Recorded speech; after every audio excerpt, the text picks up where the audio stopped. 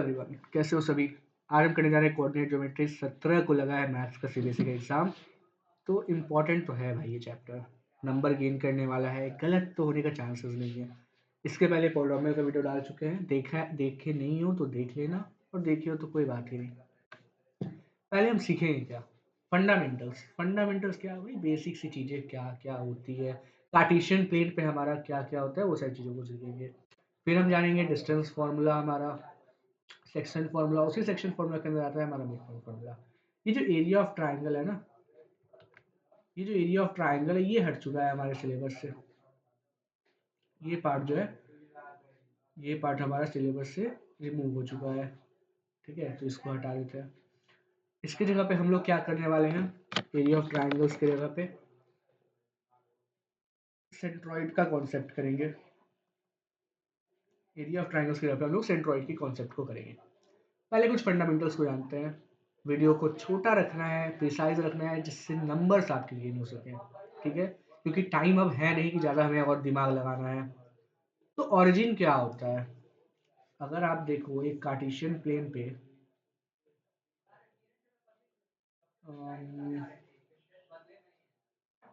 Sorry shapes का option तो हमें तो ऐसे ही बनाना पड़ेगा।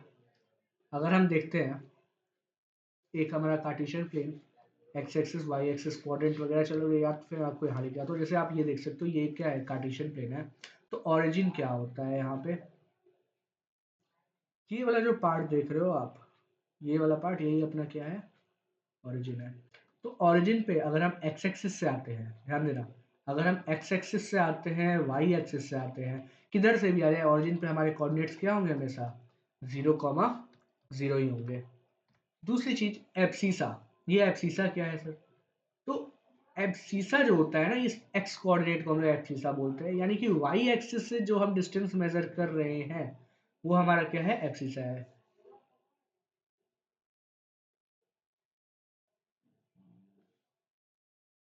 ठीक है, और वहीं पे ऑर्डिनेट हम किसको कहते हैं, वाई एक्सिस को कहते हैं। तो अगर आप क्वेश्चन में कह देते हैं एब्सिसा फाइंड करो, यानी कि वाई एक्सिस से आप उसका डिस्टेंस फाइंड कर देना। वाई एक्सिस से डिस्टेंस कैसे फाइंड करेंगे, इधर के साइड हमारा वाई एक्सिस से डिस्टेंस फाइंड होगा तो हमारा एब्सिसा मिलेगा, और जब हम ऊपर की साइड को डिस्टेंस फाइंड करेंगे या नीचे के साइड को, तो हमारा क्या मिलेगा, ऑर्डिनेट मिलेगा।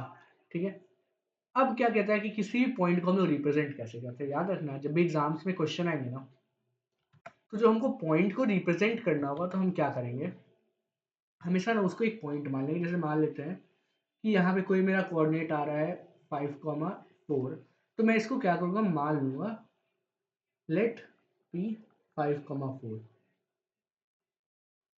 B the required coordinates. ठीक है, ये पी से हमारा क्या होगा, एक वेरिएबल जब हम इसे डिफाइन कर देंगे तो हमारे लिए बहुत ज़्यादा इजी हो जाएगा क्वेश्चन को सॉल्व करना। हमने फंडामेंटल्स कर लिए, पहला चीज़ हमारा डन हो गया। अब आते हैं डिस्टेंस फार्मूला पे। डिस्टेंस फार्मूला डायग्राम आपको दिख रहा है अच्छे से, किसी भी दो पॉइंट के बीच का जब हम डिस्टेंस निकालते हैं तो उसी को तो हम लोग डिस्टेंस फार्मूला कहते हैं। यहाँ था हमारा राम, बेसिक एग्जाम्पल, ये है हमारा श्याम। श्याम इस पोजीशन पे खड़ा है, उसका कोऑर्डिनेट्स है x2 y2, राम के कोऑर्डिनेट्स है x1 y1।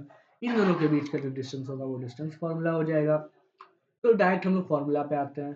डिस्टेंस फार्मूला यानी कि पी क्यू के बीच का डिस्टेंस क्या होता है, root over x2 minus x1 का whole square plus y2 minus y1 का होल स्क्वायर। यही है हमारा डिस्टेंस फॉर्मूला, इससे ज़्यादा कुछ नहीं है, बहुत ही आसान है। x2 माइनस x1 यानी कि x2 हमारा क्या है, ये पोजीशन है, x1 हमारा ये पोजीशन है, y2 ये वाला पोजीशन है, y1 ये वाला पोजीशन है। और हमें ये अगर निकालना है तो आप देख सकते हो ये क्या बन रहा है, हमारा एक राइट एंगल ट्राइंगल बन रहा है। और राइट एंगल ट्राइंगल में हाइपोटेनस कैसे निकलता है, तो hypotenuse is equal to root over perpendicular square plus base square. Base square की जगह पे हमारा ये है और परपेंडिकुलर स्क्वायर की जगह पे ये है।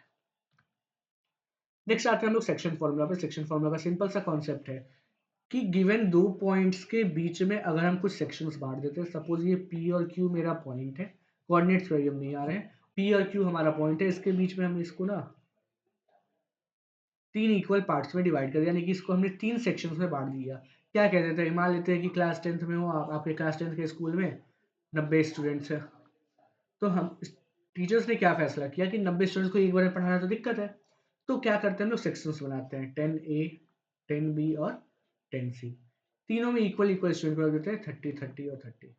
अब कुछ और बच्चे का एडमिशन हुआ, इसमें ऐड हो गए, कुछ इसमें ऐड हो गए, कुछ इसमें ऐड हो गए, सेक्शंस तो तीन ही है, स्टूडेंट्स बढ़ रहे हैं घट रहे हैं लेकिन सेक्शंस तो तीन ही है, तो जरूरी नहीं है कि सेक्शंस आपस में इक्वल हो। सेक्शंस का मतलब क्या हुआ, पार्टीशन हो गया। यहाँ पे सिंपल टर्म्स में बात करें तो इस सेक्शन का मतलब क्या हो गया, पार्टीशन।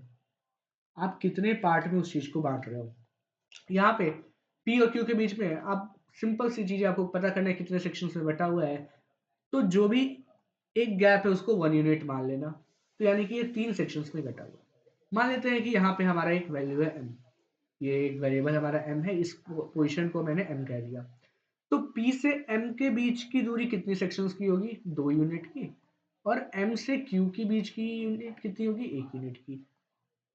ठीक है, चलो इसको चेंज करते हैं, ये इसको हम मान लेते हैं z। तो ये जो 2 है, ये जो 1 है ना, तो एक हमारा m हो जाएगा, एक हमारा n हो जाएगा, और यहीं से हमारा सेक्शन फॉर्मूला निकल के आएगा। अब सेक्शन फॉर्मूला क्या होता है हमारा, जरा वो जानते हैं।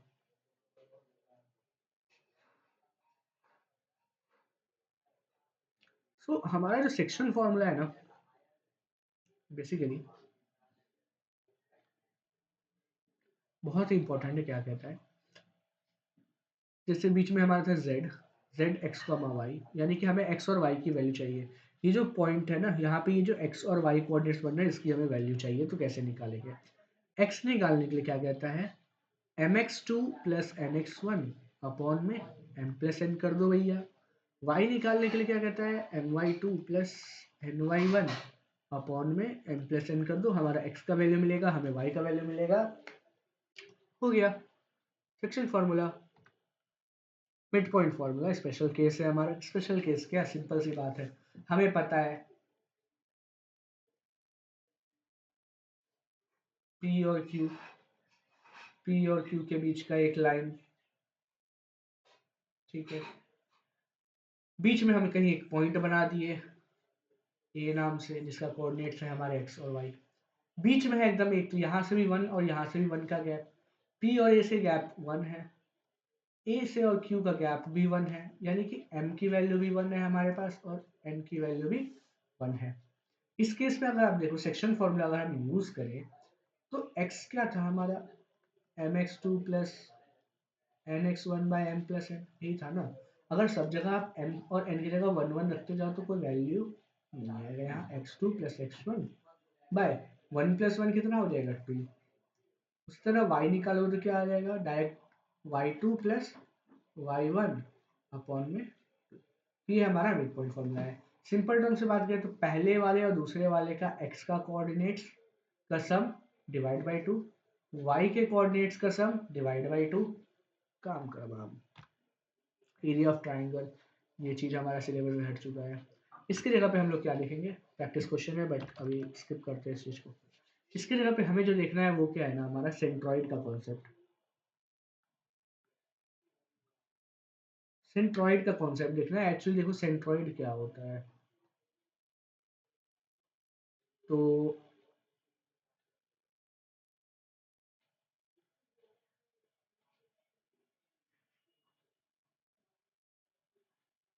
और मेरे को शेप्स का ऑप्शन तो इसमें दिख नहीं रहा है, चलो कोई नहीं। एक ट्रायंगल लेते हैं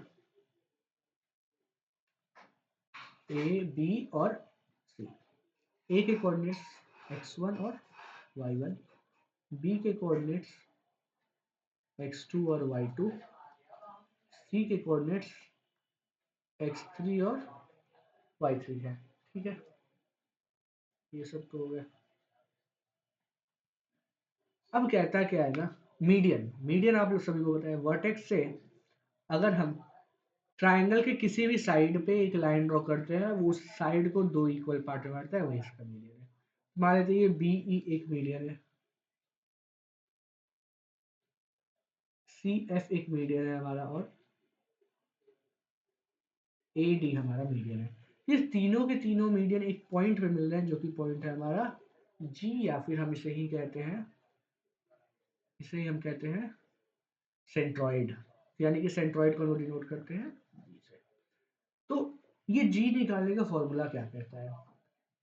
जी निकालने के बारे में हमें कहता है एक्स की वैल्यू निकालनी है, तो x1, x2 और x3, x1, x2 और x3 तीनों को ऐड करके आप 3 से डिवाइड कर दो, हमारा x कोऑर्डिनेट मिल जाएगा।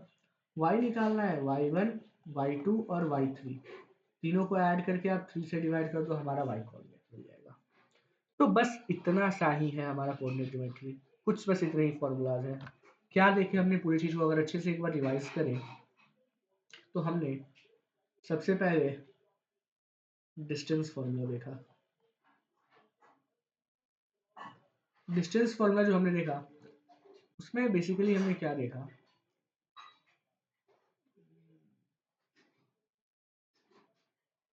उसमें हमने क्या देखा, ये जो डिस्टेंस फॉर्मूला है ना वो क्या था, x2 माइनस x1 का square plus y2 minus y1 का होल स्क्वायर और ये अंडर रूट था। अगर आप मेरे को इसी में एक बात बताओ, अगर मैं कहता हूँ इस कार्टेशियन प्लेन पे अगर कोई चीज़ हमारी ऑरिजिन पे यानी कि 0,0 पे है और कहीं और उसका डिस्टेंस निकालना है, यानी कि O से A का डिस्टेंस निकालना है, तो क्या करेंगे? क्या करेंगे सर? डिस्टेंस फॉर्मूला लगाएंगे। काहे सर, टाइम काहे बर्बाद कर रहे हैं? अगर आपको नहीं याद है तो टाइम क्यों बर्बाद, अगर आपको नहीं याद है तो आप तब तो आप इसको लगाओ, बेस्ट है। अगर याद है तो टाइम क्यों बर्बाद करना है हमें? डायरेक्ट निकालते हैं डिस्टेंस फॉर्मूला फ्रॉम ऑरिजिन।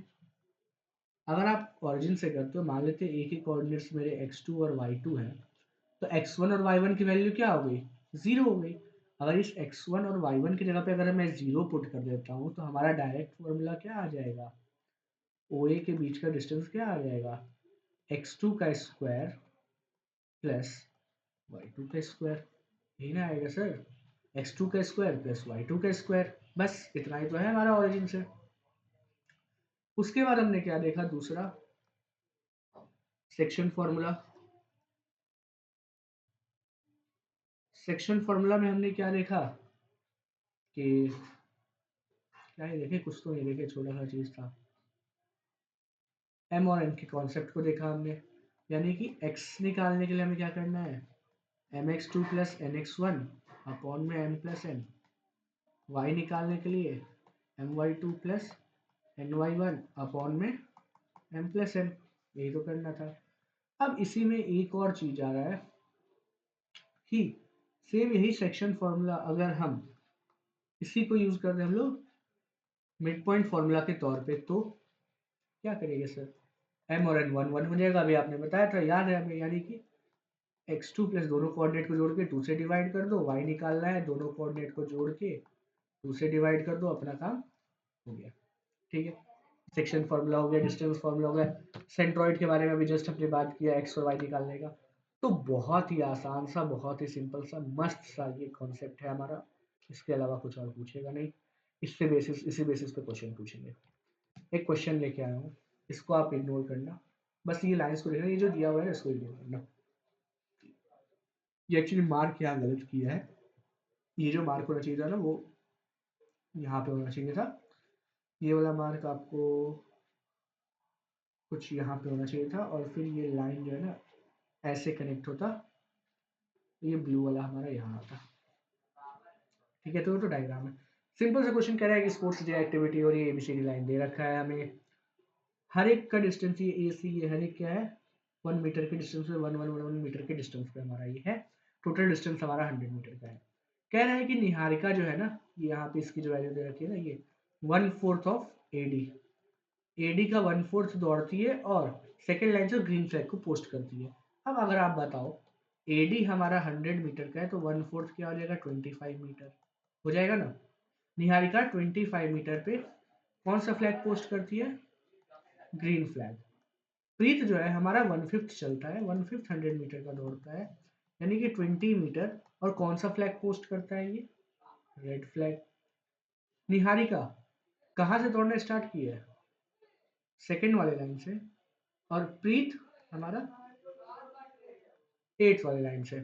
तो हमसे क्वेश्चन पूछता है कि ग्रीन फ्लैग के कोऑर्डिनेट्स और रेड फ्लैग के कोऑर्डिनेट्स बताना है। एक बात तो ग्रीन फ्लैग के कोऑर्डिनेट्स दिख रहे हैं हमें? हाँ, हमें दिख रहे हैं। ग्रीन फ्लैग के कोऑर्डिनेट्स क्या है हमारे?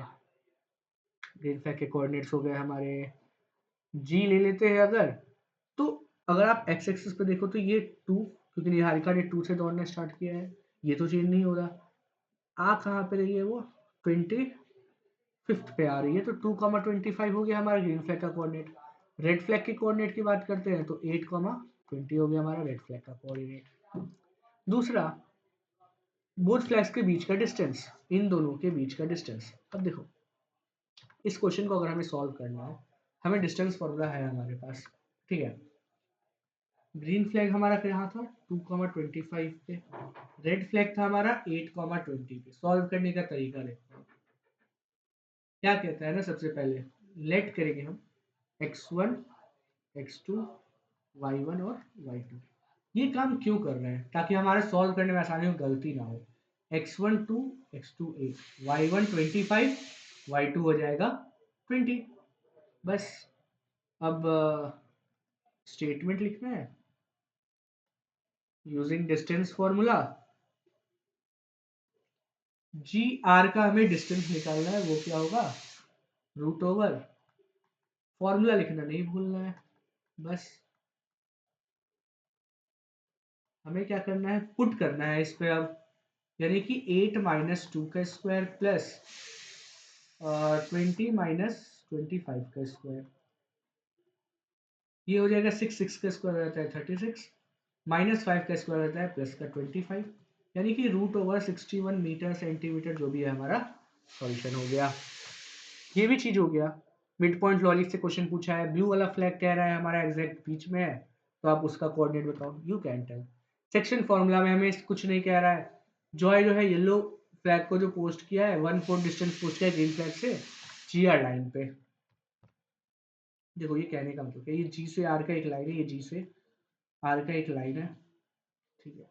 इसको थोड़ा सा हम यहाँ समझते हैं। जी से आर का एक लाइन है और जॉय ने 1/4 पे पोस्ट किया है। 1/4 यानी कि इसको ना 4 पार्ट्स में हमने डिवाइड कर दिया है, 1 2 3 4। 1/4 इन 4 में से सिर्फ एक पार्ट हमें चुनना है, यानी कि जॉय ने क्या किया है, यहाँ पे उस फ्लैग को जाके पोस्ट कर दिया है। जब जॉय ने उस फ्लैग को यहाँ पे आके पोस्ट किया तो इसका कोऑर्डिनेट निकालना है, यानी कि सेक्शन फॉर्मूला यूज करेंगे। यहाँ से यहाँ की वैल्यू 1, यहाँ से यहाँ की वैल्यू 1 2 3, m की वैल्यू 1, n की वैल्यू 3। हमारे पास g के कोऑर्डिनेट है, हमारे पास r के कोऑर्डिनेट से क्या हम निकाल सकते हैं, ये x, y इसको लेके x और y की वैल्यू हाँ सर निकाल सकते हैं, आपने सेक्शन फॉर्मूला बता रखा है। बस इतना सा ही है चैप्टर में, इसके अलावा कुछ नहीं है। बहुत आसान आसान क्वेश्चन आते हैं।